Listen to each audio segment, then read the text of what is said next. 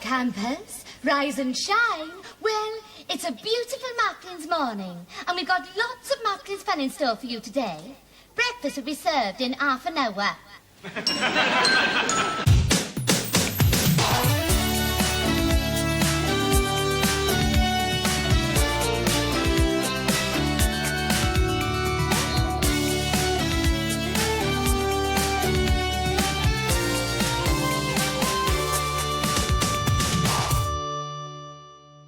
Hello, campers. Great to see you. I know it's been a hot minute since I've uploaded some new episodes, but I'm really excited for this one today because I have somebody I actually have not met yet, but we followed each other online for years. His name is H. Alan Scott. You can follow him on socials at H. Alan Scott. And he curates a lot of the same campy stuff that I do on social media. He is just a fabulous person, and I'm such a fan of his. And I'm excited to have him here. So I'm just going to jump right in and say, hello, great to meet you. And I'm so excited to have you here. Tegan, I have been a fan of yours for a hot minute. We are one and the same, I believe. We have the same sort of nostalgic culture brain that is both questionable and fun. And I love it so much. And thank you for having me. Really, we have so much in common. Like it's what we love in terms of pop culture. But from what I know about you, we also have like kind of similar backgrounds. Oh, we do? I grew up in like a super conservative rural area in southern Alberta. In the evangelical church. I don't know how it happened, but I converted and I became a Jew years later. I need to know so much more about that because I did the same. You know that. Yes, I need to know all about that. Maybe not. You direct this episode, but I want to know more about that. I'm curious about where your love of camp comes from, because I think for me, it comes from that dark place of finding my identity as a kid and finding kind of safety in these people and this TV and this music. Yeah. You know, it's interesting. Whenever I talk about my upbringing, because I was raised Mormon and then I later converted to Judaism, and the gay thing got in the way of the Mormonism. But my Mormonism, my family always joked that we were too poor to be conservative, so I didn't really have a very super strict family. I was very blue collar, Democrat family, liberal within the Midwestern Missouri small town way you can be a liberal. And so I didn't have that sort of, and I feel for people like yourself and others who had to really sort of find I feel like people like you had to work a lot harder to find your identities than I ever did, because I was an arrogant little piece of shit who, if you didn't like what I liked, it wasn't so much I thought that you were wrong. I was just like, oh, you just don't get it. And I never felt like I had to assimilate to what others liked. So I was like, yeah, I'm going to obsess over Barbra Streisand in The Mayor Has Two Faces for an entire year before the film comes out when I'm 10 years old. And it's going to be the weirdest thing that a 10-year-old's ever done. And no one in my class is going to know anything of what I'm talking about or why I'm obsessed with this movie. And yet I never was not obsessed with it, because I was just like, you don't get it. You just don't get how perfect this is. And that's okay, but I'm better. That was me exactly as well. But I mean, I would go to school talking about these things. I get beat up because I was such an outsider, but it didn't stop me from loving them. I was too fat to get beat up, I think. I feel like they thought that because I had all brothers. And so I think that they thought I might fight back. But the other thing that I had in my favor for getting beat, not getting beat up, is that I was, and to this day, I mean, words are my thing. I'm not a fighter, but I can make someone cry if I need to. And so I was always kind of that person that I feel like maybe they knew it's going to be a problem if we make him too angry. Someone spread rumors. I learned as a kid early on, and it's funny because I'm writing a book at the same time. So I've been going through, rehashing all of this. But as a kid, I learned early on that if you could make them laugh, they might not beat you up. So I would be on the playground literally reciting verbatim Jerry Seinfeld and Ellen DeGeneres stand-up comedy. Same. Exactly the same. Ellen DeGeneres' impact on my identity, her stand-up particular. Were you obsessed with her book, the first book that she had, the first book that she had out? It was my Bible. What was it called again? It was good. Called, I forget the exact name. It's a small little. Here, I'll find out. But what was so amazing about it was essentially her stand-up routine, My Point and I Do Have One was the name of it. And it was essentially her stand-up routine whittled down into this perfect little book. And what I was obsessed with Ellen was that, because I was obsessed with the comedy types of like a Judy Gold or an Ellen DeGeneres or a Rosie O'Donnell, where they weren't necessarily punchline joke comics. It was story-driven comics. And so when I started in stand-up, a lot of my stand-up was focused around sort of that kind of comedy and just doing stories and doing sort of weird little bits and then maybe I was always a little bit more inappropriate than Ellen was, but like still having that sort of story-driven, not punchline-driven comedy. And she was a huge influence on me. I would just do her bits. I wouldn't even credit her. I would just do her jokes with kids at school. Same, like the phone call to God. Yes. Like, yes. Yeah. Oh my God. There were jokes that Kathy Griffin did that I remember just like literally I would just take what she was talking about and then talk about it as if it was my idea. Exact same. That was me growing up. And one of my other big influences a little bit later on was my whole family loved Barry Humphries, but Dame Edna. Oh, that Dame Edna. comedy was so smart. She's a complicated figure today because of, whatever. But I always say, whenever people try to come for Dame Edna, you can come for Dame Edna. I understand it. But, and I saw Dame Edna on Broadway many times, by the way, and it was a life-changing experience. But when people come for Dame Edna today, let me just say, something can be wrong in the hindsight of sort of what history is now, but yet you can't necessarily judge modern standards by like what they were doing at the time, because there was a lot, even though it wasn't appropriate necessarily at the time, it shouldn't have been appropriate. It was an acceptable thing. But she had other complicated comments that I wouldn't necessarily agree with or stand by, but I'm also someone to be like, I'm not going to fully cancel someone or not love like some of the things that they do just because they have some things I disagree with. You know what I mean? Yeah. Yeah. I'm the same, but like Barry Humphries, the comedy, like a genius. Like Genius. I don't know many people who are that quick and fast. Yeah. And you watch like interviews and the layers of jokes that Did you see him on nobody's The catching. View? Did you watch him on the clips? There's clips of him on The View, and it's some of the funniest clips because he's just so all over the place in a beautiful way. There's the one where he's like, I was the school bully. Yeah. Yeah. So Which good. I related to because I wasn't the school bully, but I was an asshole. Like I was that kid who just was like I said before, you don't get it. And there's something wrong with you for not getting it. Like I was that kid. I had that, and I felt like maybe some of Dame Edna, because now listen, I don't know how old you are, and I won't say how old I am, but I watched Dame Edna on when she had her, I think it was on ABC, her television program, in like the early 90s, where like Cher would come on or B. Arthur would come on, and she had the grand staircase and she flew in on the helicopter and that whole thing. And that show was so pivotal to my identity. It was, oh God, I love a talk show. I love a talk show. And that was just, or as Edna would call it, seminal and pivotal television. Yes. Yeah.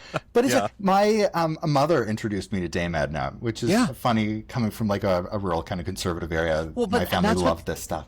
That's what's so interesting about some more conservative, particularly religious people, is that I think sometimes they don't see the sort of hypocrisy in sort of the thing that they're laughing at. And it's actually a very inclusive thing they're laughing at. It's a very sort of supportive thing. It's a loving thing.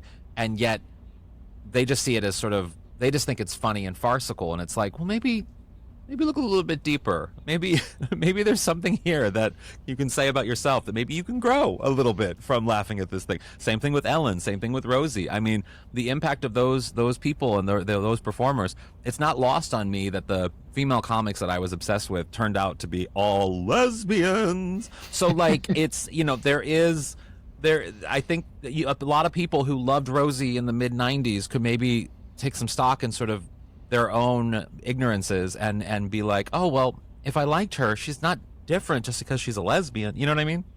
Yeah. Yeah. 100%. And I will say to my family's credit, some of the most socially progressive people, when they, well, except for when I came out, but they've come around. They're great now. That's wonderful. It's a tough time. Better late than never.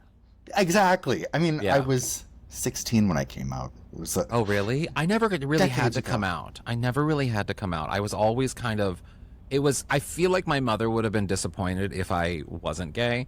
Like when we were growing up, she would turn to me and my brothers and she would be like, now when you kids grow up and have kids, and then she'd turn to me, or adopt.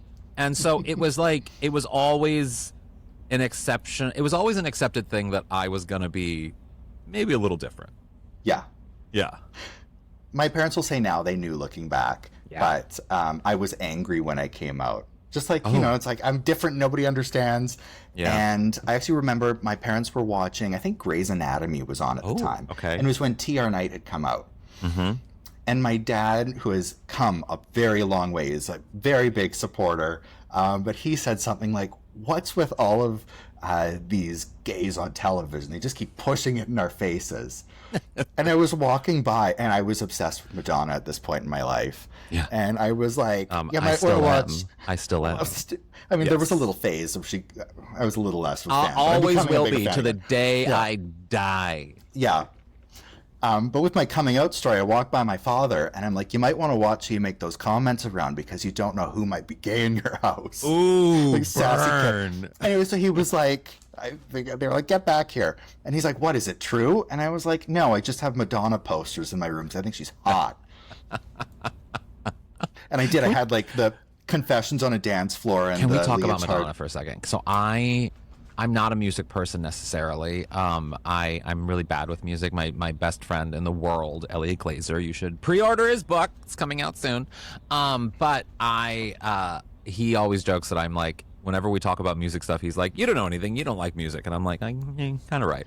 But I was obsessed with Madonna growing up. Madonna was so much of my personality. To this day, I can tell you the track lists of like albums like Bedtime Stories. Like I can like stupid things that shouldn't be in my head are in my head because I was that obsessed with Madonna. I stayed up late to watch the MTV pajama party that she had. I like Madonna will always be my everything. I love the music. The music's always amazing. Yeah. I was like the exact same. Like I could still track lists of every album. I know every word to every album. Yeah. A little bit of a lull from like after Rebel Heart through to now. There's like a Sure. few- We all need a lull though. I mean, I had a lull during COVID. Like we all need a lull. Well, what I love about this is I think we will look back in another 10, 15 years at this period in her life and be like, that was pretty camp. Like Yeah. she has been like a Marlena Dietrich, Yes. Yeah. vaudeville kind of act the last almost decade. Wait, I have a question for you about Madonna. So now I don't know how old you are, don't say it, but because that'll make people wonder how old I am. But if you were a child of a certain age during the year 1996 when Evita was coming out, and I don't know, now I was very young, but I was old enough to completely obsessively follow the making, the production, the post-production, the release, and the award season involving Evita and the birth also at the same time of her child, Lourdes.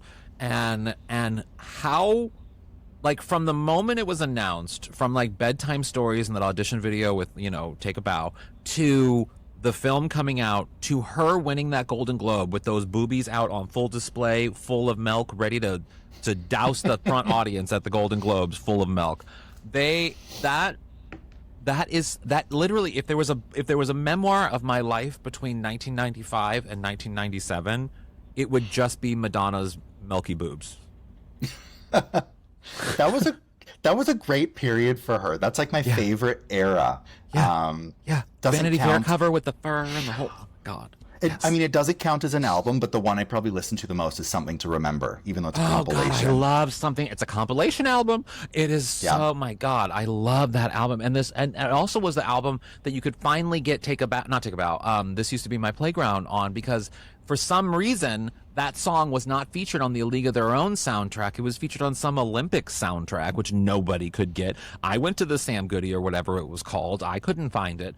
And so I had to wait until 1995 when she released that compilation album, Something to Remember, just to be able to obsessively listen to This Used to Be My Playground, which, you know, not the best song, but I wanted to listen to it.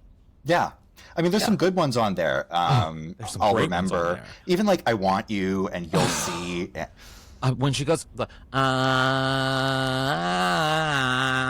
literally, I could the whole album. Oh God. I'm hopeful that's the one I really want a deluxe repackaging of with, because I know she did more David Foster songs during those sessions. Yes, I would. Yeah, you know, I got to meet David Foster once, and the first thing I asked him about, and I know everyone asks him about Whitney, and then other people ask him about his wife that's like 50 years younger than him.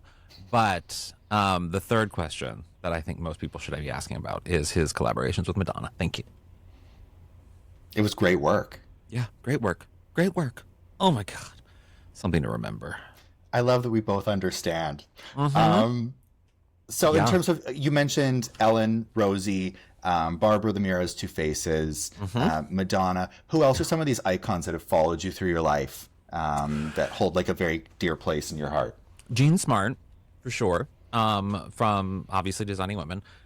She's been a big one. Jamie Lee Curtis is a big one for me. And by the time this comes out, there's a great, hopefully, I think there's video of it.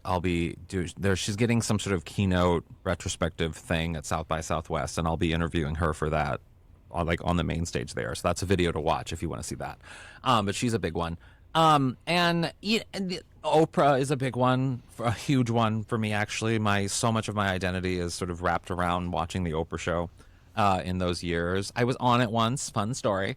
And I was going to ask about that. Yeah. Do you want to hear the story? It's stupid. It's a stupid story. No, I do want to hear about this. And I also want to say I'm very upset that there aren't enough old episodes of the Oprah Winfrey Show to watch on YouTube.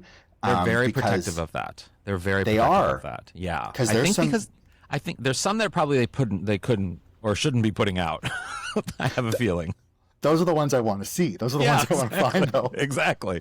But I think they're also planning on doing something with some of them. I don't know. I feel like there was something in the works I read once. I don't know. But my Oprah story. When I was in New York, I was doing jokes about Shirley MacLaine because I love Shirley MacLaine. She's another one that is sort of in that bubble of women that have become my personality. And I went to one of her past lives talks years ago. Oh, did she talk about her rock garden where she talks to aliens? Yes. Oh my God. Oh God, I love that woman so much. I've read every word that she had someone else write. So I love her so much. So I was doing jokes in my stand-up act about how my dating life was so bad that I'm turning to Shirley MacLaine to try to find men in past lives. And so I was doing bits around that sort of in my act, not great bits. And the Harpo producer, Oprah's production company, Harpo, had saw my act, thought it was funny. Shirley MacLaine was coming on the show. They were like, "Oh, well, you should come and be like a participant in the episode celebrating Shirley MacLaine." And so I was like, "Yes." It's also coincidentally, me being on the Oprah show is also how I got on a porn site accidentally, but that's a different story. I'll tell you that in a second. Okay. So I go to Chicago. I get in line, to go into the Oprah show and do the bit or do the thing. And it's the same week that Elizabeth Taylor is like on her deathbed. So I got word ahead of time that like the show's angle might be switched because of that news, because Shirley and Elizabeth were close friends. And so my bit gets scaled down quite a bit. So I get into the audience and I'm sort of in the side audience where before my part comes up, I just sort of wait. And they let me do a intro let me do like a warm up, my bit, my stand up bit for the audience. And this is completely my demographic. It is like middle-aged women and gay men. Like it is like exactly my type of people. This is during the last year of the Oprah show. And I get up and I do my bit. And then there's this funny bit that I did where I had the audience saying my name, H, and then her name, Oprah, and what is that? And then had them all say ho. And so they were all saying like H and O and ho. It was stupid. And then I said I was going to do the one thing that anyone's ever wanted to do on the Oprah show, which I smelled the seat of Oprah's chair, leather.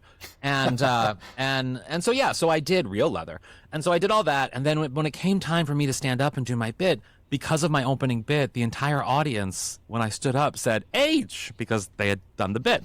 And Shirley MacLaine says, "What's H?" She's on mic, so I hear it. So then I say, "Oh, H. Alan Scott." And then Oprah says, "H. Alan Scott." And then that's why I've said Oprah said my name. Like, that's why it's on every credit, everything. Oprah said my name. Anyway, I died in that moment, and That's a huge life accomplishment. Right? I think so. And so I did that bit, and that was funny, and and then how I got on the porn site was before I went on the Oprah show, I took a picture of myself in Spanx, and there's this website called Dudes with iPhones or something. And so it was me in my underwear, but in Spanx, and someone posted my picture on Dudes with iPhones, and the comments were brutal because I was making like a stupid face because I was in Spanx, Tegan. I was in Spanx. Yeah. And yeah, that was funny. But I'm a porn star as well. I forgot about guys with iPhones. I remember when that was a thing. That was a thing. It might still be a thing. I don't know. I have too many things to do to think about dudes with iPhones. But I don't have the time. Yes. But I am officially a porn star. Between that and Oprah, what more do you need out of life? I could die. I had that thought on a flight recently where it was a really bumpy flight, and I was like, have I done enough that if I die, it's going to be like cool? And I think I have. I also think about this often. And you posted a story that was like, I might only have like 35 good years left. Yeah, I think this, and I say this on the regular. How many good years do I have left? Yeah, because like, listen, whenever people are like, oh, that's going to kill you, that's going to take years off your life, I'm like, I'm actively wanting that because those last years, like, I don't want to be alive if I can't wipe. You know what I mean? Like, I don't want to, like, those last years sometimes suck. Like, everyone's like, look at, like Jane Fonda. She's amazing, like almost 90 or whatever, however old she is. And I'm like, yeah, but she's Jane Fonda. She's got money. I'm not going to have that money when I'm 85 years old. I think I, at my socioeconomic bracket, need to die around 75. I've thought the exact same thing. And I am not committed to fitness like some of these people with like Jane Fonda and Cher. And I hate it. I force myself to do it, but I'm never going to be super fit. Girl, I don't even force myself to do it. Every single week, I take a little shot and I put it in my tummy, and then I go about my week. And I tell myself, okay, maybe you shouldn't eat that piece of bread. That's how I work out, by not eating the bread. That's brilliant. Thank you. Okay, back to Rosie. Okay. We were talking, and I was asking you, what kind of clips should we look at? Mm-hmm. What would you like? And you said, Rosie's always my thing. It is. I mean, it's what Elliot and I do when I go to his house. We just watch old Rosie clips. Which they took a lot of the episodes off YouTube. They did. She did. And I have a bunch of them backed up and ripped. Because I was going to post clips. And so I have like an archive. So I have about 100 episodes. You're my kind of internet homosexual. Yeah, I'm like an archive because things go missing all the time. There's things that I want to go look up and they are no longer there. Yes. So I just back it up onto a little hard drive. And one day when I'm dead, this thing will be left to a library. I love it. I'm into it. Please keep doing it. But Rosie, I remembered the variety show from 2008.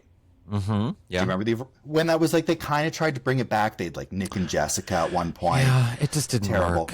It didn't work. I know. There's so much. I mean, Rosie doesn't need to do anything. She cemented herself in pop culture history forever and ever. But I remember that variety show, and I want more things like that. I love things like I love a variety show. So good. It is, that's real entertainment. Yeah. Like, I want someone like, I think, because back in the day, people like Goldie Hawn, she would have a variety show randomly on like an NBC one night, and it would just sort of be Goldie Hawn and her celebrity friends doing a night of weird things. And like, Kate Hudson, Goldie Hawn's daughter, she can sing and act. She could actually do that. Like, we could have like a variety show with just like Kate Hudson and her friends. And I think that would be incredible. Well, like the moments, I know the Goldie Hawn one. I know that there's the song with, I think she did it with Liza, the other woman. Yeah, with Liza. Yeah. It's good. It's good, but it's terrible, but it's amazing. Yes. I mean, there's the Liza special. I think it was a Liza special. I forget exactly where it's from, but it's the one where she sets up the song, I'm Friends with a Piano, or whatever the name of the song is. And she's like, sometimes you can be friends Your best friend could be an inanimate object. I mean, it's just like those are the moments from variety shows that we get, and I think we need more of those in our pop culture ecosystem. I agree completely. As I'm like developing my TV projects, I have like a wish list of things that'll probably not happen, but I would like to, if I'm ever in a position of power where I can like say, let's make this. Yeah. That's one of those things. Variety shows are on that list. Yes. Oh my God, yes. So let's take a look at a little bit of Rosie's variety show, starting with her opening monologue, because people forget she was a really good stand-up comic. Yes. I mean, still is a good stand-up comic. I haven't seen the new show she's touring, but her stand-up's always been great. So this is the intro that that she opened her variety show with. Oh, exciting. Have you seen these things? I just met them backstage. I haven't had surgery or anything. I'm just wearing Spanx. Yeah, some of the chubby ladies are familiar with this. You know, it's an industrial strength girdle, super-sized, super glue. You can't move a muscle. Essentially, it's a onesie for chubby 40-somethings. She looks amazing here. She does. Oh, I didn't know we could talk. I love it. Yes. Oh, yeah. You know what I mean? God, I love. Did you ever see Exit to Eden? This, whenever she's in makeup like this, I'm like, Exit to Eden. Yes. I have. That's one of the few films I've never seen that I need to. You have to. So it's all sort of right here, you know? God. These Yes. are actually my thighs, Yeah. which is interesting. That's the one where she's in leather, right? Thank you so Yes. much. She lost Okay. a lot of weight, and she puts on all this BDSM stuff. It's perfect. You know, But whenever she has a full beat, I think of that. While we're talking about that movie, did you ever watch Mr. Wrong, Ellen DeGeneres? Yes. Around the Yes. same time? Yes. It was so bad that's why I've never seen the Oh, other you film. have to see it. Okay. It's so good. It's so Okay, good. definitely watching. Yes. I'd take a bow, but I can't because I'm wearing Spanx, frankly. I can relate. But I'm so excited and thrilled to be here, Lord knows, after my trials and tribulations on television. People ask me why NBC gave me my own show, and quite frankly, it's part of the bailout. Yes, Well, because this it's was true. right after her View stuff. Yeah, 2008. Yeah. Didn't know, people. God, she's so I do a good. show one day, and the rest of the week I'm working on my own version of a hybrid car. So I'm doing my part, damn it, and that's what's important. And I just want you all to relax here in the theater and at home because I'm not going to talk politics. It's not that kind of show. It really isn't. Just two little words to say. Barack Obama. Oh, yeah, this was a year. This was a good year.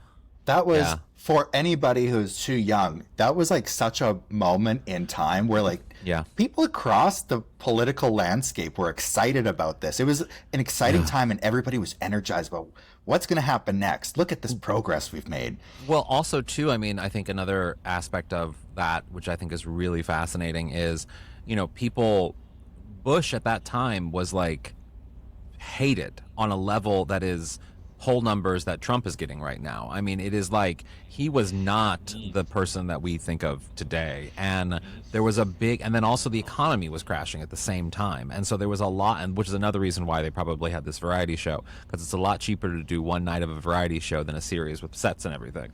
And so there was a lot going on in 2008 that was really complicated. Things were so rough for everybody that everyone was excited for this, like, there was this new optimism, change. Yeah. That was... And we didn't have the level of social media that we have. We had Facebook and MySpace, essentially, that really sort of wasn't a part of how we communicated. And now watching this, I mean, I don't even think this would be greenlit today, something like this. But if it was, it would be YouTube clips, and it would just be kind of everything else. Yeah, you'd never get something like this again, which is a Never. shame. Yeah. I can't get over it. Really. It's been 22 days since the election, and I just yesterday stopped hugging every black person I see. Strangers in the street, at the Detroit airport. I'm like, come here. We did it! Yes, we did! Yes, we did! Which is also probably very accurate for a lot of white people in that year. This whole Yeah. thing is Yeah. like change. You know, I wanted my kids to be on this show. I really did. I thought it would be fantastic, you know, like Chastity came out on Sonny and Cher. I said to my daughter, Vivi, 6 years old, I said, Viv, you want to be on the show? She said, call my agent. I said, who's your agent? My son Blake, he's 8 years old. I called him on his cell phone. He said, she doesn't work for scale, Mom. I have a daughter, Chelsea. She's 11 years old, very girly, very beautiful. She came into our room last week and said, Mom, can I ask you a question? How come I got 2 mothers and none of them have high heels? I said, well, honey, chances are when you have 2 mothers, not a lot of high heels. However, if you had 2 fathers... Which, you know, today, I feel like that would get her in trouble. Probably. Yeah. And my baby boy Parker, I think it's hilarious. I think it's hilarious, too. I too. can hardly believe it. The kid is tall, he's dreamy, he's got abs. It's hard for me to believe, really, it is. I mean, you could tell the kid's adopted because in the history of the world, no O'Donnell has ever had a 6-pack on the outside of their body. It's the first in a long line. That's always, there was a joke.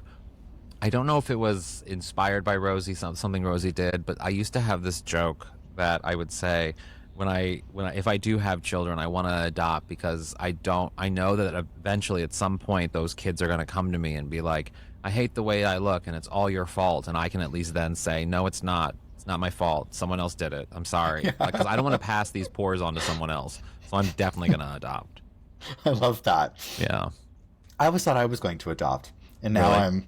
I'm old and I don't have the energy for kids. I And can't even imagine. My friend recently, my co-host of my Golden Girls podcast, her kid gave her pink eye, and I literally was like, God, that is why you keep your legs shut.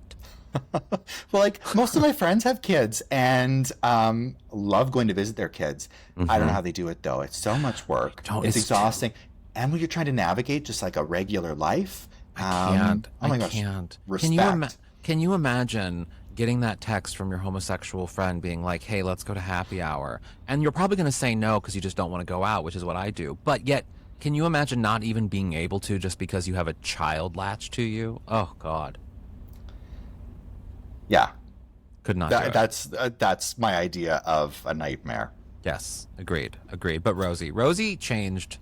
Rosie is my everything. I was recently talking about this with someone about how Rosie, the impact of Rosie on pop culture in the way that we see television. She really, I mean, and what she did, and she's the first to say it, like what her show did.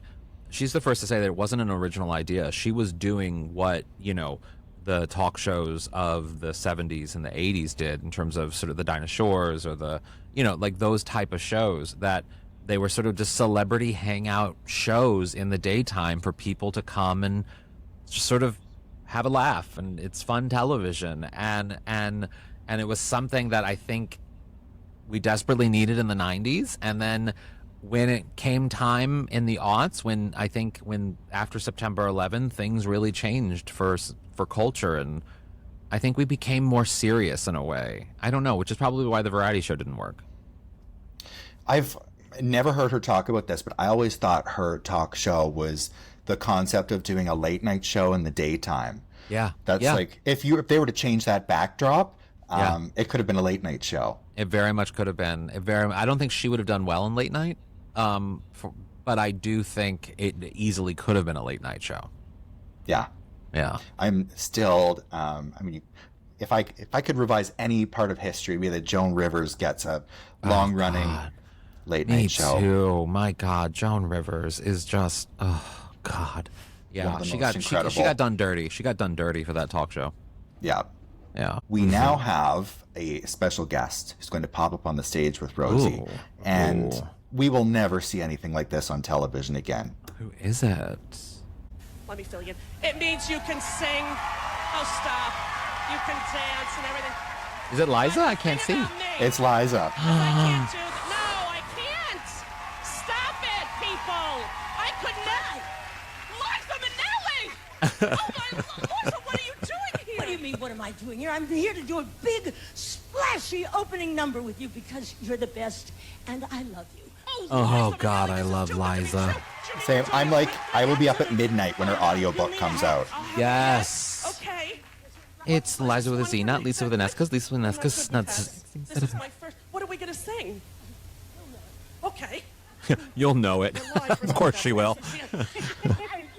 You did. Okay, you ready? God, Liza. All right, Kevin. And this was, I think, the year of Sex in the City, too. Love. That's right. It was. Yeah.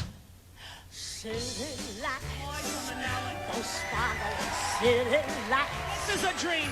Oh, my God. City lights. So good. Blur in my eyes. You're fantastic. I love those God. City sights. the color of city nights. City nights. That shine under city lights. City lights. Tears in the sky. Do you remember the drama with her around Victoria? Hate gives me hay fever. There's the Yes and no. She couldn't, like, I think she missed shows, and then I think she might have even gotten fired from it. I forget. Like, there was all, because she had a lot of problems in the aughts. Yeah. Yeah. There is one performance of her from Victoria on YouTube. Oh. Of her doing, I think, Le Jazz Hot. Wow. It's Did not you the ever full see song. the Ruby Wax interview with her and Oh. her ex-husband? My God. Many times. I'm Ruby- obsessed with David Guest. That whole thing. If you've never seen it, did you ever watch the unaired pilot for Liza and David? Oh, I'm sure I have. I think maybe my brain's conflating it with the Ruby Wax footage, but please send it to me if not. Okay, so VH1, it was their answer to the Osbournes around this time. Gay. That is so gay. Oh, wait until okay. You would know if you've seen this. So it went up online in like 2007, it leaked. And it was online for about 48 hours before it was taken down. Yeah. And I spent years looking for this thing. It's just nowhere online. I found somebody in Australia who had a copy. I paid them to How burn did you it to even a disc. find them?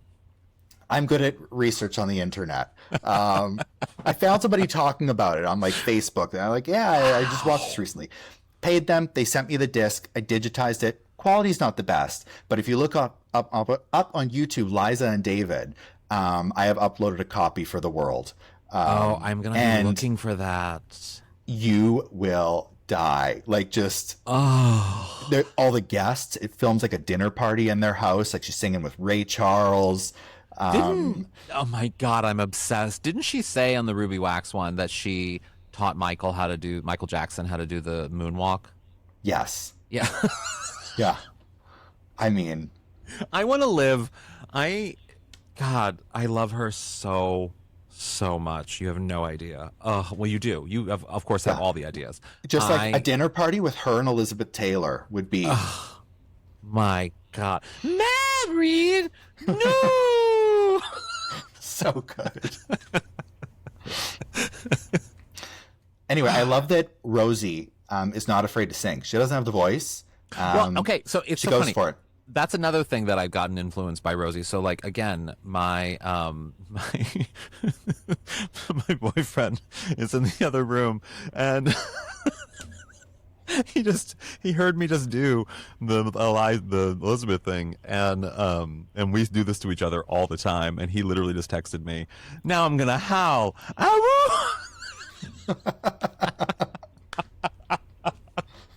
Oh, it's so good. What was I saying? Yes. So again, my best friend Elliot, it can sing. He has a wonderful show called Haunting Renditions. I feel like I'm promoting Elliot more than myself. And but it's a wonderful show. And he has a beautiful voice. And he never will put me on the show because I can't sing. But yet I'm also I'm like Rosie in that I have no shame and I will sing regardless if I can't sing, and it's not a problem for me. So I've always thought that I could use my drag persona, Sadie Pines, to do a cabaret show called Sadie Can't Sing a Cabaret, and it's just songs that I should not be singing and performing live, and just have it be a full-on Rosie-inspired, like, cabaret show of just songs that are outside of my key, because I don't even have a key, and just doing whatever I want.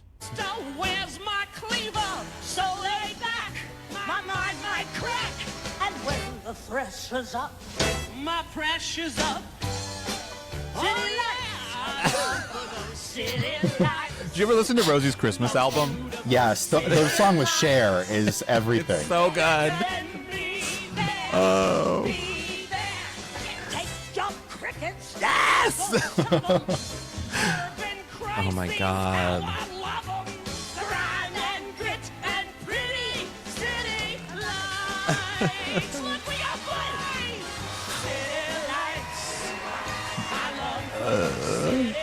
This is what the inside of my brain looks like. Yes. Well, you know At what all was times. what was happening around this time? Oh my God! Wait, I just have to wait. See this finish.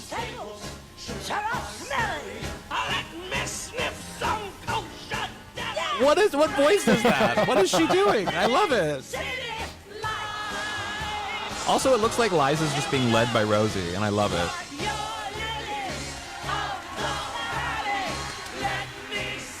Rosie is not lifting her leg for anybody. And I think she's wearing Dansko clogs. I think Rosie's wearing Dansko clogs. Yep, they're definitely Dansko clogs.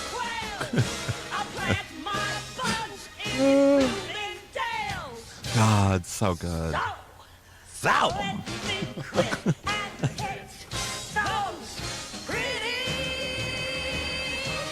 God. Even when she's on another planet, Liza's perfect. Always.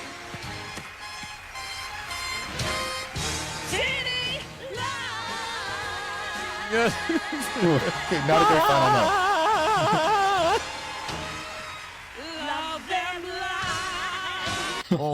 Love them loves. Liza's magic. Liza's magic. I want her in a pill form. She's the original Ozempic.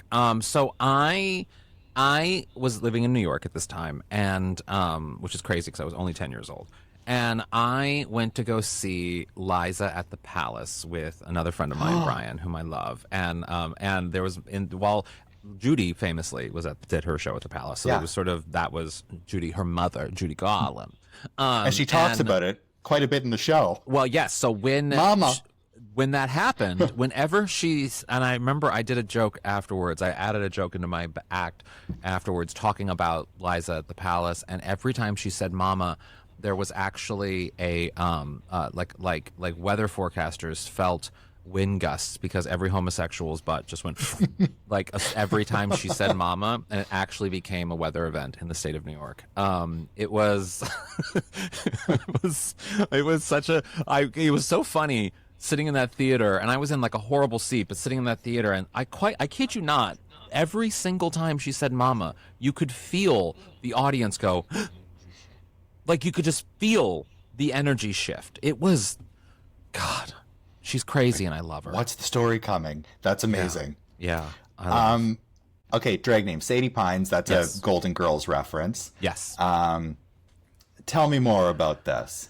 So yeah, Sadie is so I have my Golden Girls podcast out on the Lanai. I've been doing for the past 10 years with my friend Carrie Doherty, and we're part Which, by the way, I think is the most genius concept and name, and I have been jealous of this ever since I first heard it. Like, oh yeah, Out on the Lanai is the best name for any podcast ever. It's genius. Fun. It's fun. I give full credit to, I think Carrie came up with that. I don't know. It's been so long now. But it's so funny. We started our run. I was just doing stand-up and writing on TV and stuff, and just doing stuff when we started. We both were just young comedy people, and it's since grown into a thing. And so now it's on Moguls of Media, Mom, which is Alaska Thunderfuck and Willem's network, and we initially said we were just going to cover every episode, and then we did that, and then they released The Golden Palace on Hulu, and so we came back to do that, and then we found that there was an audience that just wanted us to keep doing Golden Girls stuff. So now we're just doing whatever we want, but we're also doing like other things that the women did. So like Mary Tyler Moore and Maude and Mama's Family and like TV movies and just various things that the women have done over the course of their careers. And we look at it kind of as like a archive of everything around these four actresses and sort of what they did. And Sadie came, so I had been doing stand-up for a long time, and I kind of got sick of straight men, and stand-up is a lot of that, and I wasn't feeling inspired to do stand-up in the way that I had previously done stand-up, and so I was looking for an outlet to sort of express myself in different ways and to do different things, and I love makeup, and I love, I always have, and so and I have a lot of great, really close personal drag queen friends who have been lifelong friends of mine, and Alaska being one of them. And so, or she's been from the Golden Girls podcast. We've become very, very good friends. And so it actually was her writing partner, Jeremy, that came up with Sadie Pines, because I'm horrible at naming things. I'm actually it's the one thing that I'm very grateful for ChatGPT, because I cannot brainstorm how to name. For headlines, for anything. I'm bad at it. And so he came up with Sadie Pines, and it really stuck because it's just so. I always wanted to. I'm not a good actor, and so I wanted to sort of always have it be something that is inspired by the Golden Girls, but isn't just a Golden Girls drag act at all. It's just a fun name that is a reference. If you get it, then you get me. But my drag isn't necessarily Golden Girls. It's glamour, it's beauty, it's silly, it's absurd, it's filthy. It's like, it's like that kind of stuff, and it's very Blanche inspired, but it's definitely not. I don't do Golden Girls drag by any means. Yeah, I was put in drag once, and I couldn't wait to get it off because the makeup's heavy. I was so uncomfortable. Yeah. I love drag, but my drag name, because I was a big Dynasty fan, is Crystal Decanter. Oh, I love that name. That's such a good name. You need to get over your makeup situation and just lean into it. Very proud. I was like a super skinny little twink. I was so pretty in drag. Oh, I bet. No, you were too good in drag. That's lovely. No, I love makeup. I wear makeup every day, and so I'm okay with the makeup part of it. But it is a lot. It is a lot. But you would be so good at it because it takes such a strong personality to be able to do it. I would be like a Shirley Bassey type of. Yes. But I wear a little bit of product every day, but it's like the layers and the cake and the eyebrows. Yeah. And then trying to take it off is a nightmare. Oh, so, no, I can give you tips on that. That's easy. Yeah. I'll just appreciate other queens, and I'll write jokes for them. Please send me the jokes. Send me the jokes. Yeah. Yes. Okay, back to Rosie. Yes. I have one more clip. Okay. We were talking about the daytime show, like just how impactful that was, and what a kind of game changer it was for the daytime talk show genre. Yeah. And she had some really great segments. Like she would always shoot the koosh balls at the audience. Yeah. Remember the kiss? Remember the kiss? No. So there was a moment where she was called something like the ugliest or something. I don't know. It was like some horrible poll that was really offensive to Rosie. And so she turned the offensive press into a fundraiser, a Listerine, I think it was Listerine fundraiser, where every time she got a kiss on the show, it would raise like $1,000 for some charity, I think her charity. And it was like a whole season long thing where celebrities would come on and just pound her with kisses just to raise money for this charity because of this bad poll or press or article that had existed at the beginning of the season that called her ugly or something. Yeah. I love that. Yeah. I totally forgot about that. And as you've said that reminds me now, she had Rosie's Chub Club. I want to get one of those shirts. I have one of the shirts. There's somewhere here. I have one of the shirts. I also have a Rosie doll. I don't know if you can... the Rosie doll. Yes. I have my Rosie doll here. Yes. Hilarious. Always by me. Yeah. And she also had the magazine, kind of like O Magazine. She had like the Rosie magazine. She was a subscriber. Thank you. Yeah. Yes. Anyway, my favorite segment was always the mystery guest. Mm-hmm. So she'd be blindfolded and somebody would come out. Yeah. And she'd have to guess who it was. This is, I haven't seen all of them, but this is one I remember. This is about as joyful as it gets. You cannot watch this without smiling and having your day just like completely transformed. Mm-hmm. So let's watch Richard Simmons. That was the longest entrance of any mystery guest. He changes his voice, doesn't he? Are you a female? Yes. You have to answer. Are you a female? I love you, Rosie. I'll take that means no. Let's just say I'm a man, but I'm in touch with my feminine side. Okay, are you an actor? Oh, hell no, man. I wouldn't be an actor for nothing. Are you a singer? No, man, you're the big one. You're the singer. Oh, God. Are you from the South? I'm from many places. Have Have you been on the show before?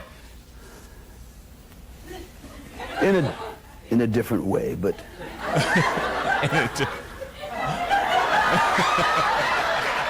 I don't know who you are, but it's frankly enjoyable. well, let me put it to you this way: I've kissed you before. You've kissed me before. I've hugged you before, You've hugged me before. and I love you. Okay. You're my little crackling rose. Oh my God. Neil Diamond? No? Okay, wait. That's good. Are you a singer? No, ma'am. Are you an actor? Did you have breakfast? You're repeating yourself. Well, because I'm thinking, what else could you possibly be? A singer, an actor? Are you a newscaster? Oh, no. Was that a tongue?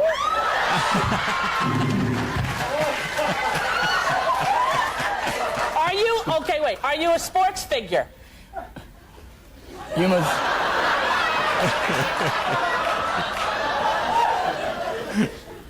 Hello? You must be out of your mind. You're not an actor, and The you're way not he a can singer, keep up and with you're it, not a I could not. sports- Oh my God. Who the hell are you? All right. Are you... Someone that wants to be in your life. Oh. Are you an author? Yes. Yes. You've written books. 23. You wrote 23 books? Not at one time. Oh my God. If you were Stephen King, I'm so scared. Are you Stephen King? Would Stephen King lick you? I don't know. He could. He has. You wrote 23 books. Is it like novels? Well, some of them have been, some of them have been different sorts of books. I've done a novel. I've done children's books. Oh my I've God. done many, many kinds of books. And you're not an actor? Not at all. You're not one of the Baldwins? They would lick me. Trust me, they would. Let me tell you, What? I just like to look like one of those guys for just one day. You know what I mean? You know what I mean? I do know what you mean. You know what I mean? I know what you mean. Okay. Are you from New York originally? No, ma'am. No, ma'am. Southern. Okay. All right. So you wrote a lot of books. Louisiana. Children's books. I wrote a lot of different kind of books. Okay. I have frankly no clue, and I'm a little frightened. No, come on. Give me a hint. Give me a little hints. Give me a hint. Okay. Oh God. Oh God. Oh God. Oh God. Oh God. What the hell's happening? What the? What the? The guests are not allowed to molest the host. Who are you? Do you think that by just kissing you 3 times on your lips that would be anything that? I don't even know who you are. You're not kissing my lips. Give me a hint. Okay, I'll get. Meatloaf kissed me on the lips and it frightened me for 3 years. What? Look, we're out of time. Yeah. But I'm going to just tell you one thing. What? I'm here for a purpose. What's the purpose? Because I'm your motivator. My motivator? That's right. What do you mean my motivator? I'm oddly uncomfortable. I'm here to motivate you today. You're that hypnotist guy that we had the other day? Are you out of your fakakta mind? I have no clue who it is, and I'm a little scared. And if the time's up, tell me. Okay. Take your hands. Oh no. Bring them up and put them on my head. She's gonna know. Richard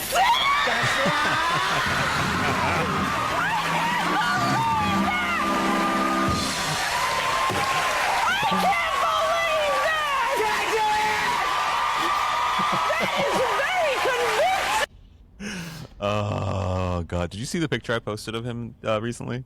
I did. Yeah. That was why I chose that clip Oh, specifically. I love that. I love it. I love it. I love Richard so much.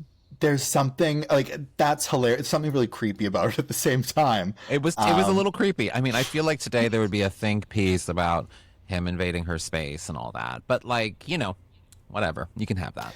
I Also love funny Richard. that this is like before Rosie's come out. It's like these Yes. 2 gay people who are like Yes. And pretending Richard to be never, I don't straight. think, did Richard ever officially come out? I don't think so. No.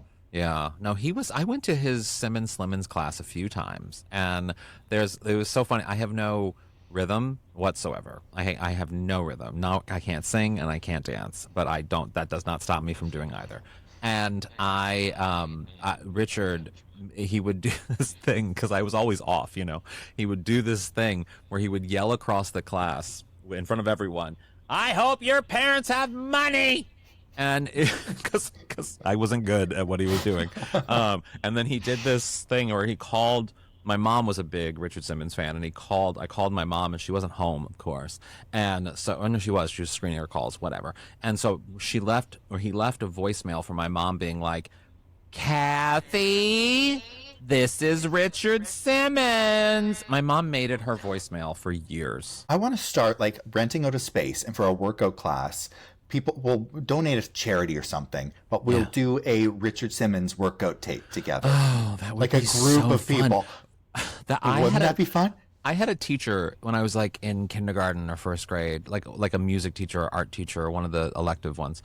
It wasn't elective in first grade, but whatever. And she was so lazy. She was so lazy that sometimes we would and I remember she was a big girl too. And sometimes we would just watch Richard Simmons workout video. and like all these kids just sitting around. Like not moving. That was my mom and her Tybo VHS tapes. We were sitting there watching them. Have you ever seen the Debbie Reynolds workout? It's really funny. Shelley Winters is a part of it, and she's like, I'm Shelley Winters in the back in a she's in a sweatsuit, and if she says something, her sweatsuit says something like, "I'm here because Debbie made me" or something, and she's just bad at everything in the workout. That's me. I know I've seen this before, but I don't remember it well enough, and I need to go back. I'm obsessed with Shelley Winters. I am too. St. Louis. She's from my hometown. Oh, amazing. Yeah. We need an AI version of her voice just telling stories. God. Like, I don't care if they're fake. Did you see the Johnny Carson clip that went viral a couple weeks ago? I mean, it goes viral like every couple of years, but she pours the water on the sexist guy's head. It's so good. Yeah. Every interview she gave is just like... Her in the Poseidon Adventure is my drag. That is my drag. Just going around being like, I might be a big girl, but I can get the job done. The best interview I think she ever gave was with Skippy Lowe. Oh, I don't know this. Maybe I do. I don't know. Do you know Skippy Lowe? I do know Skippy Lowe, but I don't know. I don't think I've seen this interview. Okay, you have to look this up. It's a great interview. I mean, any Shelley Winters just like telling all the stories. Were you a Roseanne fan? Yes. Okay, yes. I loved her on Roseanne. Yeah. And I loved the Roseanne talk show when it was on. Oh my God, me too. Yeah. Especially the episode with Tammy Faye. Yes. Did you ever watch the Vicki Lawrence show? I remember seeing it on TV, not watching it. I've seen some on YouTube, but... Yeah. Vicki Lawrence was massive for me. Massive. And so I watched that talk show. I mean, the early 90s talk shows, when every celebrity seemingly had a talk show. Oh, so good. I want that to come back. Me too. They would do good stories that weren't just interviews. Yes. They would have like sometimes weird people, or like when Joan Rivers would have like club kids on. Well, the problem now I think is that we're giving talk shows to people like, and God bless them, God bless her. Pink can fly around an auditorium all she wants. She's not a talk show host. Show host. Kelly Clarkson, love her to death. I want her to, Since You've Been Gone or whatever. Like I want her to do all those things, but she's not a talk show host. We need actors who are dying and hungry for attention, who are bad. We need the Marie Osmonds. We need people like that having talk shows, because the things that they will say and do will be cringe, and it will be fantastic television. And I want weird people on the show. I want like a Sally Jesse Raphael experience. I want a 20-year-old who's married an 80-year-old woman. Yes. Like I want that story on a sofa. And I want to see how Jamie Lee Curtis responds to it. 100%. Great. Yes. That's amazing television. She'd be a great talk show host. Great. She actually would be an amazing talk show host. Yeah. I agree with you though. We need more of those people on daytime TV. And I feel like, there is a lot of good TV out there, but when it comes to like the camp realm, there isn't. There isn't. We're too serious. Yeah, I mean, Palm Royale, amazing. There isn't much though. I've been thinking a lot about that this year after All's Fair, and people have said with Mid-Century Modern and maybe even Wuthering Heights and like Scream 7 that like I have a feeling, this is just my opinion, that we have gotten too highbrow. that we expect things to be too highbrow, and that sometimes we want to tune into a show because it's not good, but it gives us that little bit of a scratch of an itch of something that's a distraction to this crazy life that everything around us is.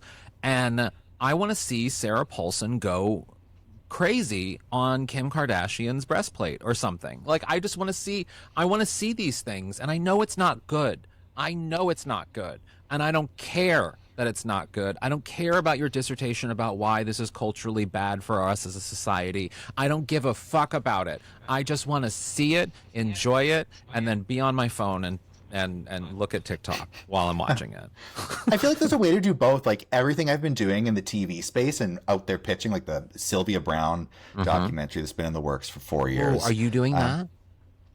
Yeah, oh my God, I want that. We've been shopping it around. I've been working Tegan, with, you have to do this. People, like, I talk about this on Instagram quite often. People are like, where's the documentary? People think they know how much there is to this story. It's so much. It just scratches the surface, and then there's the stuff beneath the surface that people don't know about that's nuts. Like, but also people don't know how hard it is to get a documentary out there. I mean, how hard it is to get something like that off the ground. It is hard. I've been hustling. I've probably dropped about $30,000 on my projects. We've got that. We've got Connie Francis, which that's great. I mean, like, and we're working with the people who are involved in the story, but it's that tough. But I'm trying to bring a bit of camp and I think escapism you have out there. to do that. I mean, it's like the Tammy Faye stuff. You have to have. I mean, I think Fenton and Randy from World of Wonder, I think they had a smart outlook on understanding the gay camp of who Tammy Faye is, but yet also finding the emotion behind the story. And I think that is it's important to do. And I think if you do that right with Sylvia Brown, particularly with Sylvia Brown, I think that would be I would definitely watch that. Please let me know more about that. That documentary, the Tammy Faye, was one I saw years and years ago, and that was one that had a real impact on me because of the way they were able to do both. Same. And that's what I want to do. I still won't leave my home. Yesterday, I went out, and I realized I forgot to put on mascara, and I almost had a meltdown. In fact, I was going to get my hair colored in North Hollywood, and I stopped the car. And I put on mascara on the side of the road before I got to get my hair done. That's how much Tammy Faye's had an influence on my life. I will not leave without mascara. What was her line about not wearing mascara, or why she wore it? Do you remember? What was it? No, I don't. I'm horrible with quotes. It was very profound. Yeah, it was. I mean, but it was. She just never would not have it. Like, she would never, the lashes. She would never, never, ever, ever, ever, ever. And I mean, I don't do false lashes, but I will always, always, always wear mascara. Yeah. It's important to have nice lashes. Before we move on to the last segment I was trying to get to, Tammy Faye, I recently rewatched because I tracked down a copy of her season of The Surreal Life. Oh, yeah. Where she was in the house with Ron Jeremy. Yes. And, messy TV. But also, she had a heart of gold. She really did. Yeah. God bless her. Oh, the RuPaul show with her on it, so good. Yeah. I hope that those full episodes, World of Wonder is able to put them out at some point. I know. I've been begging them for so long to do something with that. And I'll do it again at Queerties. I'm going to the Queerties soon, so I'll beg them there as well. Yeah. Brilliant. And actually, I'm going to be doing an episode with Fenton. And so I'm going to ask him. Please. Put him in the hot seat. Tell him I'm begging him too. To double up. Use me. Yes. Okay. I'll start a petition. We'll see if we can get some more people. Yeah.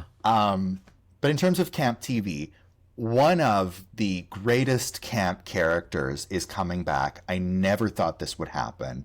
I'm so happy it is. The comeback, Valerie Cherish. Val. Incredible television. I pulled up a clip from the season 1 DVD. They did like a Behind the Laughter. Is it like Dancing with the Stars one? Well, there's like that, but there's also like the interview she's doing. Oh, yeah. As well. So this is a clip from that interview. I don't know if you could get away with this comedy today, but this is very Valerie Cherish. I do need to see that production. There's just so much happening in my career and my life that it's a shame not to be filming it. You know, all the big human stuff and the big world events. You know, there's no camera on me to see me reacting to it. Katrina. Could have gone down there with some blankets, a smile, anything comforting for those poor people. Didn't have a crew. It's a missed opportunity, you know. And then you saw what happened. Everybody else went down there, you know, Oprah and that singer, you know. Now I'm ready for it. So bring it on!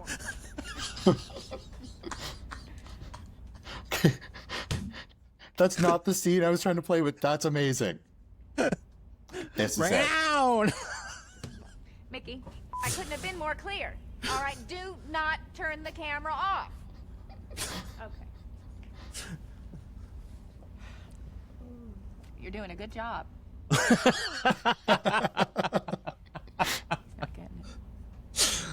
Oh God, so Okay, this is it for sure. This is the moment. Okay. So we don't need to slate it. Okay. In 5, 4, 3. Have you had any exciting new career offers? Oh, that's good. That's good. Just like Jane would have asked. That's good. Okay. Well, I've had some exciting new career offers.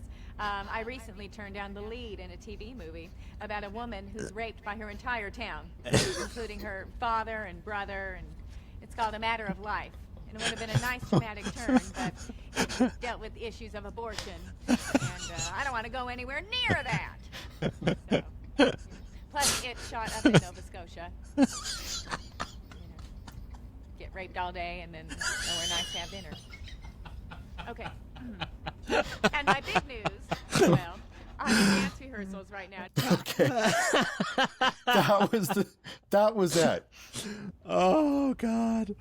Oh my God. So incredible. It's just, there is not, I don't think in the history of television that there has been another character, at least in the 21st century, that has been so original, yet also so timely, like so of the moment, original yet of the moment, and as Valerie Cherish has been. It's just genius. It's genius what she's done. Genius. The character is so layered and so complex. Yeah. And it's one of those shows you can watch each season several times and you see something different each time, which does not happen often. Like the way it's done, Valerie Cherish is such a layered, complex character. Yeah. I think it's brilliant. You know, one thing she told, so I did a feature on the new season 3 of The Comeback, and I interviewed Lisa and Michael Patrick King and Dan Bukatinsky, and but I had a longer chat with Lisa, and one of the things that, and you can go watch it, you know, just whatever, you know how the internet works.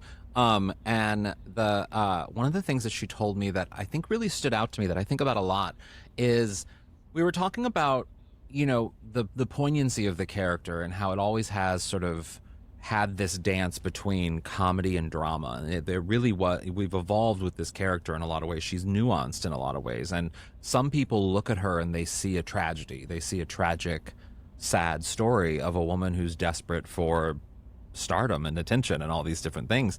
And then you have another group of people who, primarily, I would argue, queer people, who look at her as a champion, as an underdog, as a heroine, as someone who is someone to root for and to align with. And she was talking about how the gay community has always really seen her in a way that no one else does. And that really is a credit to why the series has remained so culturally relevant, is because of queer people and how we view her not as a tragic character, but we love her with all of her flaws and everything that is her, because we see something, maybe a little bit of us, in how she navigates through the world, you know? And I think it's the element of camp to her. Like, there is that tragedy there, but at the same time, if you just shift your perception, how you look at it, it's comedy. You feel empathy for her. Yeah. She doesn't know any better. Yeah. It is. I need to tell you, Tegan, I have seen the first four or five episodes of the new season, and I think when this comes out, maybe the first 1 or 2 will have been out. I think maybe, or is about to come out. Let me tell you, the way I watched it once. I got it late at night, and I watched it immediately, and in preparation for my interview. And then the next day, I watched it again because I knew that it was. I was like, am I just excited? Is that why it's so good? That I just is my excitement clouding my objectivity with how I need to be viewing this for this interview to be a real professional? You know what I mean? And after watching it for the second time and then watching it for a third time, just to be able to prove to myself that it is as good as it actually is. It is as good as it actually is. It takes everything. What I think is so interesting about the comeback is that first season, yes, we're introduced to this character who really was sort of speaking to reality television in a different way. Second season, we see the evolution of this character in almost a dramatic sense, where even at the very last episode, you see this aesthetic shift in the show where when she gets out of the Emmys, it's now a single camera show where we're seeing her, just her in her life. There's no camera crew with her. We're watching her go to Mickey in that last episode of season 2. And we're seeing the human side of her, and the tone of the lens of the camera is different, and it almost becomes a different character where we're seeing Valerie in a different way. And then in the third season, they pick up on that in a really, really wonderful way where Valerie is just a different person. And she's still Valerie. She's still very much Valerie in the hilarious ways. There are some really funny bits. It speaks to the industry right now. It speaks to the post-fires Los Angeles, post-strike Los Angeles. It speaks to AI. It speaks to things on a level that this show is more relevant than it's ever been. It's wild. It's wild. It's wild television, and I think you're going to love it. I think you're gonna love it. I'm so happy to hear that it lives up, because that was something I'm sure everybody, even they were nervous about making the show. Like, will it be good? Will we deliver on what we've done for 2 seasons? But I wonder, how does it work? Because I feel like Mickey was such a big... Yeah. I don't want to give anything away. I don't want to give anything away because there is, and in my chat we talked about it without giving anything away, but there is a really, really, oh my God, I'm getting emotional even thinking about it. There's a really beautiful episode that is almost dedicated to Mickey, and it tells the story of Mickey, sure, and everything around Mickey, and it really sets up, and everything feels right. Everything feels right. Even though I know it's hard without Mickey, it's impossible without Mickey, they make it right in a way that then this episode dedicated to Mickey changes how you look at Val in a way that makes you love her even more. Like, there's just this shift of a human, and it's a real quick moment, and it comes in a moment that you're not expecting, and then all of a sudden you see it, and you're just like, holy fucking hell, Lisa Kudrow is one of the best actors to ever existed on television in the history of television. But then also this writing, this producing, every element of this production meets for this moment to make this one of the best pieces of television in the past 20-some years of television. It's just wonderful. It's just wonderful. I cannot wait. I will be watching every episode multiple times. This is one of the few shows I rewatch over and over again. Yeah. I'm sure I can look this up, but is Esperanza back? I don't know, actually. She wasn't in what I saw yet, but there might be, but I know a lot of people are coming back. I just haven't seen that parts yet, so I don't know. Maybe. But you know, I hope there's some good Esperanza moments. Marky Mark is fantastic. Marky Mark's a different person in a really wonderful way. I mean, there are just so many characters in this that really show, and Val is just a different person in a really great way. She's still Val, but she's different. It's just so good. There's not, like, the way Rosie impacted the way I act in comedy and everything, Valerie has impacted how I communicate with my friends. It has become the language of my personality and my friendships with people, to the point where I help a friend with their YouTube series, and whenever we go, it's a drag queen, so of course there's lots of lights, and whenever I go over, the lights are just everywhere, and I'm always like, Val, I don't know how you can see with all these lights. Like, it's just there's not a day that goes by that I don't go, Jane, Like, there's just not a day that I don't quote the comeback. It's just not a day. And every day. What's your favorite quote from the entire series? I mean, so far there could be a new one, but what's your favorite quote? Even though I don't actually smoke, I always say I don't smoke on TV. I don't smoke on camera. I don't smoke. But there's just like there's I mean, Marky Mark. There's Jane. I mean, literally these are the things I'm saying. These things all of the time. It's just I can't. There are so many that have stuck with me, but the one that for some reason I quote all the time is, it's not about ladies loving ladies, it's about this lady loving this lady. That's such a good moment in season 1. Wait, please, do you have your phone out? I need your reaction to the video of me chatting with Lisa Kudrow at the end bit of our video, because you're going to love it. Okay. You and Michael should. Yes, Michael Patrick King. Hats off. Everybody. Hats off. Hats off. Well, thank you. Except I mean it. like what I love is she gets hats off is another one that I say all the time, and she gets, or this, the bowing. Yeah. She gets it. She leans into it. She yes ands it. But yet, she's just Lisa Kudrow. I can't tell you enough how wonderful of you. And you know what else I like about Lisa Kudrow? This is something that I think... I was speaking with a really good friend of mine who's on Happy's Place, Melissa Peterman. I love Melissa Peterman. You should love Melissa. You need to know Melissa Peterman. She's amazing. She should do this podcast. Reba. Yes, Reba. My God, I'll text her after this and tell her she has to do this. But she and I were talking about how one of the things that we love about Lisa is that she doesn't play the game. Like, she's not trying to make me like her.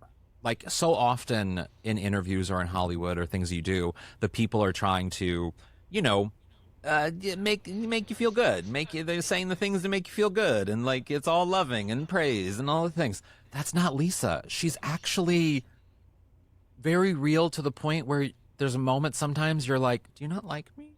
There's these, but I kind of love that about her, because there's no artifice. It is just, she's very much present in everything that she does, and it makes her not only funnier, but more real, and that's probably why she's able to hit us in the way that she does with this characters, because she's just so goddamn present in who the hell she is, that she doesn't give a fuck if you don't like her or if you think she's whatever.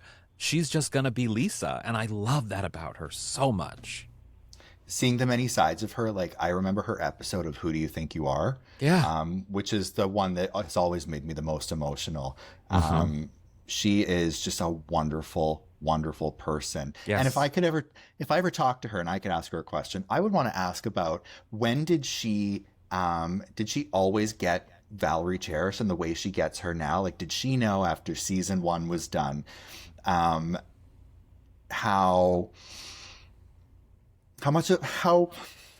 the right way to say this?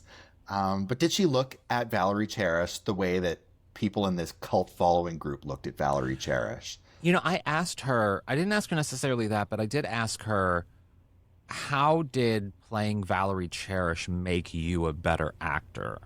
And because it is a role that she wholly created. It's a rarity for her. She wholly created this person. And she used to write, and she was in the writer's room for past seasons, but it's only this season that she's gotten credit for her writing. And so she is, and she has a background in the Groundlings, and like, she is a comedy through and through. She is a character person, a sketch person. And so she understands comedy in a way that, that she can craft a character. And one of the things that she told me in our chat is that, she used to get so often that like Phoebe is a ditz and Phoebe is a dumb, naive, and I never really even viewed her that way at all, and she didn't either. And over the course of playing the character, she was playing Phoebe, she was able to make her less ditzy and just sort of identify the intelligence behind this person. And one of the things that she loves about Val is that she's been able to do that from the beginning. She's been able to wholly create and exist within this person and sort of navigate the complexities of this person from the very beginning. It was never just delivered to her. She is Val from the beginning. And and to grow in this way, and for it to be the final season, you know, it's just a beautiful capstone on, I think, the creative genius that is Lisa Kudrow, and I think history will show how important she's going to be up there with the Carol Burnett's, in that how important she, as a creative person, as a producer of creativity, which is what she has been over the past 20 some odd years with her therapy show, the web therapy, with Phoebe, with Valerie, with the shows that she's produced, the game shows. She's done so much producing that I think she's going to be seen as a really important cultural figure within the landscape of television for being the creative that she is.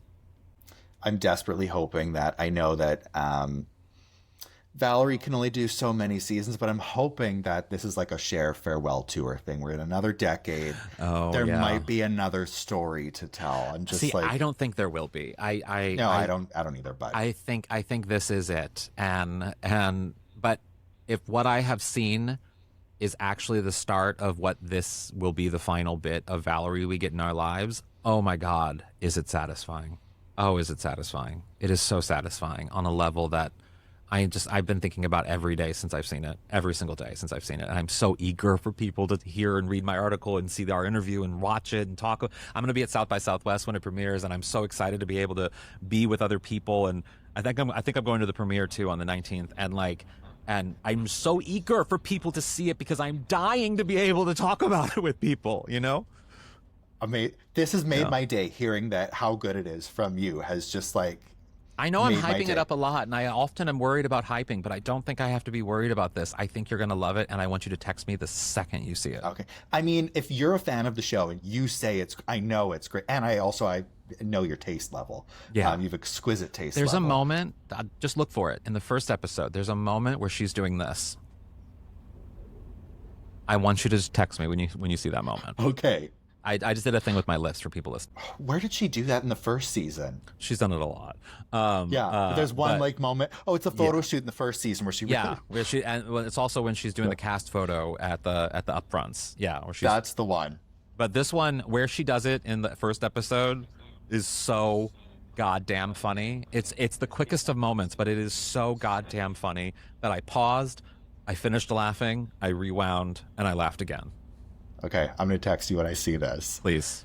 I know we've gone like way over on time because we had our tech issues and everything else, but I feel like I could talk to you you and I are cut from the same cloth. Yes. I have so many more things I want to ask and bring up, but I'll save them. Yeah, we'll do it again. Thank you so much for coming on my little show. I'm still kind of figuring out what this is going to be. You're doing great. I love what you do online. You. Keep doing what you're doing. Let me know if I can ever be of assistance. And please make sure you get that Sylvia Brown doc up and running. I will do whatever I can to help you with it. I have been, I'm hell-bent on making it happen. Make it happen. Pounding down doors. Yes. I think we're close. I really do. Talk with World of Wonder.